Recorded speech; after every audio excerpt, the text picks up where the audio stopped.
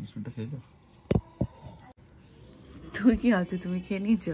আমি খেতে ভাবছি খেয়ে ফেললাম কি না।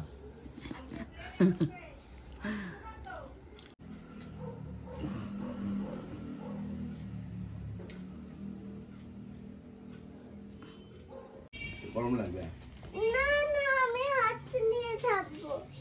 কি হাতে নিয়ে থাকবে? নাও বলো তো, দাও দিচ্ছি দাঁড়া। স্কুলে যাইনি আজকে, ওকে মনো মনো মনো, স্কুলে যাইনি আজকে, 9টা পর্যন্ত ঘুমিয়েছে।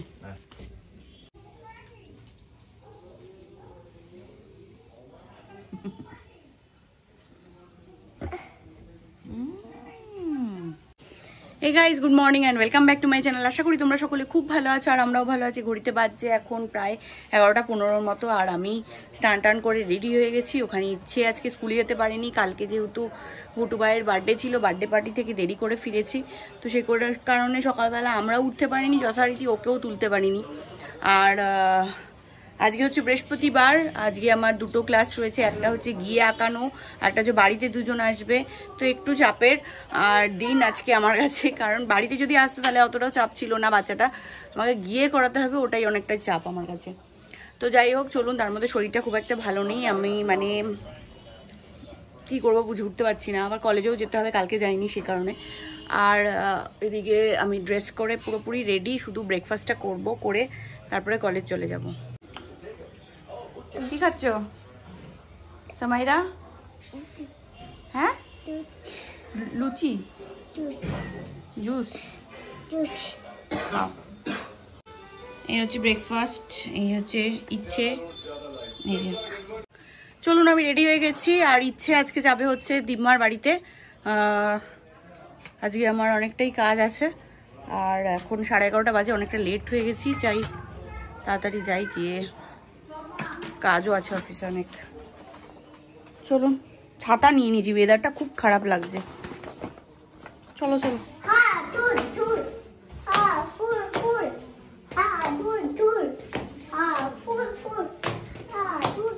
টাটা, এদিকে তাকাও, টাটা। ওটা বাবাকে দাও, বাবাকে দাও, ভালো করে ধরো বাবাকে।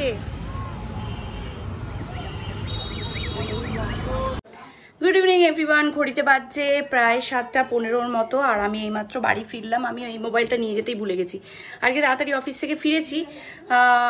এসে আর 6টা নাগাদ গেছি ওই রাশিকাকে করাতে ড্রয়িং, তো তখন আর কি বাড়িতে ফিরে গেছি, একটু শুয়েছিলাম, শুতে শুতে ইচ্ছে উঠে গেল, ইচ্ছেকে নিয়ে একটু রাস্তায় হাঁটছিলাম, ওই করতে করতে আবার দেখি 6টা বেজে গেল, রাশিকাকে করাতে গেলাম। ওই তাড়াহুড়োতে ইচ্ছে বায়না করছে আমার সঙ্গে থাকবে থাকবে, তাড়াহুড়োতে বেরিয়ে গেলাম, বেরিয়ে যেতে যেতে ওকে আড়াল করে মোবাইলটা নিতেই ভুলে গেছি। তো যাই হোক চলুন, চলে এসছে প্রিয়া, ওকে ড্রয়িং করাবো, করিয়ে তারপর মাকে বললাম একটু চা করো, খাই, একটু খেয়ে নিয়ে আর পাচ্ছি না। চলুন, এই যে টোয়া এসছে ড্রয়িং করতে। দিদির নাম জানো? ও আমার থেকে তো অনেক ছোট, আমি তো 4-এ পড়ি। স্বাভাবিক। কোন দিক থেকে দেখে মনে হচ্ছে ওকে বড়?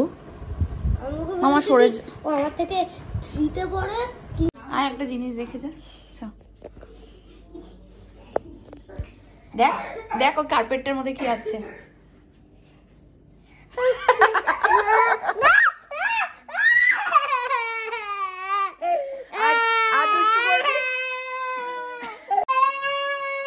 আর দুষ্টু করবি? চলো, ঘড়িতে 10:30 মতো বাজে আর ইচ্ছেকে খাইয়ে দিচ্ছি, তার সঙ্গে সঙ্গে আমিও খেয়ে নিচ্ছি।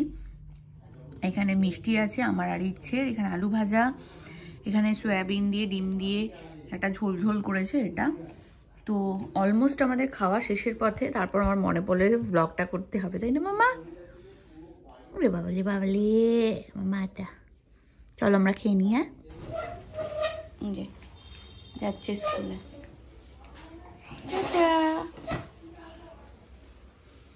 যাও যাও যাও যাও।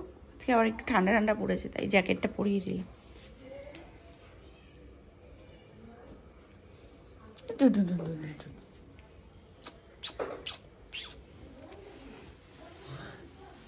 যাও যাও যাও।